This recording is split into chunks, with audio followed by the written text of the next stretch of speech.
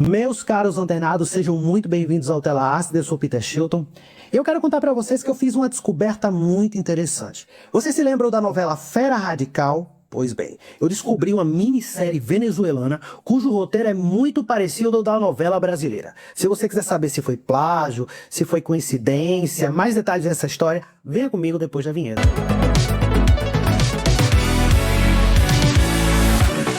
Fera Radical foi um extraordinário sucesso na faixa das 6. Foi ao ar entre março e novembro de 1988. Foi escrita por Walter Negrão, protagonizado por Malu Mader e José Maier, e antagonizada brilhantemente pela saudosa atriz Yara Amaral.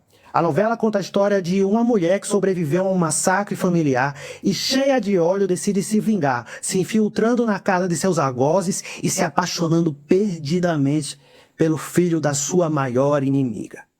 Pois bem, segundo o site Memória Globo e também segundo o site Teledramaturgia do pesquisador Nilson Xavier, Fera Radical se inspirou livremente em outro trabalho de Walter Negrão, Cavalo de Aço, protagonizado por Tarcísio Meira, que tinha uma história muito parecida de uma família que foi destruída a mando de um poderoso e um terrível fazendeiro vivido pelo Zembinski. Ele queria promover uma revolta junto com seus amigos, só que o fazendeiro acaba morrendo no meio dessa confusão e no último capítulo descobrem que ele foi assassinado por uma filha bastarda vivida pela Arlete Salles. E a partir daí se desenvolveu o roteiro de Fera Radical.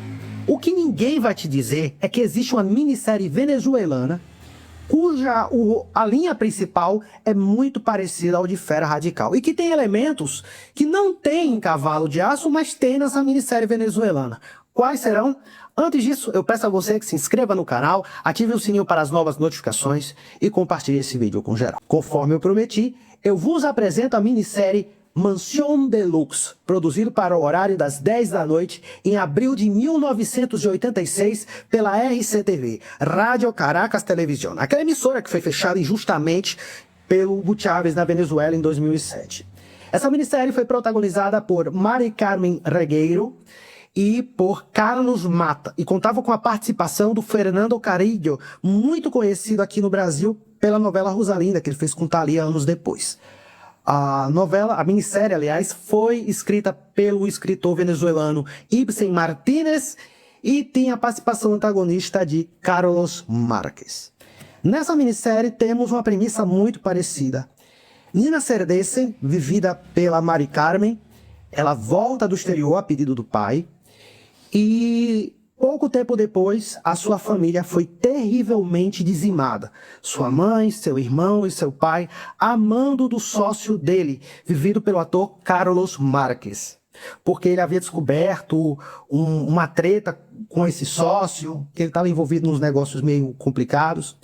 E Nina Cerdece fica ensandecida, enlouquecida, sendo a única sobrevivente do massacre familiar. Decide se vingar, se infiltra na casa do seu inimigo e se apaixona pelo filho dele.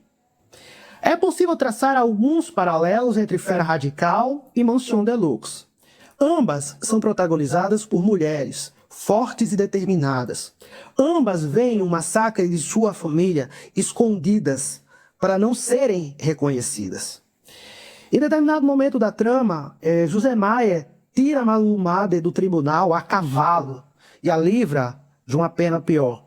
Uma cena meio parecida ocorre também em Mansión Deluxe, mas por motivações diferentes.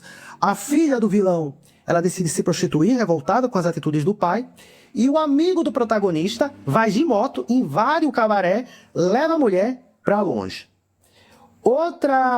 Outro paralelo que podemos traçar é que ambas as protagonistas cometem um crime pouco antes dos seus respectivos casamentos. Nesse caso, Nina Cerdece, vivida pela Mari Carmen Regueiro, ela está prestes a se casar no civil com o Álvaro, vivido pelo Fernando Carrillo, e atira contra o amor da sua vida. Mas não fica claro o que acontece depois, que a trama termina por aí. Desculpa aí o spoiler. Enquanto Fera Radical, ela atira contra a sua maior inimiga. É claro que Mansión Deluxe ela tem várias diferenças. A começar que ela é uma trama urbana e tem uma pegada mais policial, enquanto Fera Radical é mais melodramática, é mais rural. até mais tradicional em alguns aspectos, mas não deixa de ser espantoso as quantidades de semelhanças e até cenas paralelas que ocorrem entre as duas tramas. Mas afinal, o que pode ter acontecido? É muito provável que a Globo teve acesso ao catálogo da RCTV no final dos anos 80, no máximo até 1990. Isso porque Daniel Filho não concordou com o título da novela ser A Intrusa, como havia sido planejado. Descobriu-se que havia uma novela venezuelana da mesma RCTV que produziu Mansión Deluxe que tinha esse título, La Intrusa, o que poderia ser um problema no mercado internacional. Pois bem, o fato é que a Globo comprou algumas produções da RCTV, ou para nenhuma concorrente comprar, é uma prática terrível que a Globo tinha, ou para passar na Gazeta, conforme falamos em outro vídeo, ou talvez testar no futuro canal Multishow. De todas as maneiras, é incrível a semelhança entre as duas tramas. De duas, um. Ou o Walter Negrão teve, de alguma forma, acesso à minissérie venezuelana e pegou alguns elementos aleatórios e misturou com Cavalo de Aço para criar a Fera Radical, ou o autor venezuelano Ibsen Martínez teve acesso ao roteiro de Cavalo de Aço e decidiu pegar alguns elementos e criar essa história. De todas as maneiras, eu assisti Mansión Deluxe aqui no YouTube e eu posso garantir para vocês que é uma minissérie incrivelmente ágil para plena década de 80. Onde era muito mais fácil segurar o espectador. Os 3 últimos capítulos são de tirar o fôlego. Tudo acontece nessa minissérie. Eu recomendo muito que você assista se você tem algum nível de espanhol. Ou, se você quiser, pode tentar aí, com a inteligência artificial, puxar o roteiro. Mas não deixa de ser curioso. Eu quero saber a opinião de vocês, se vocês acham que houve ou não plágio, coincidência. Eu acho, modéstia a minha opinião, que houve algum tipo de coincidência.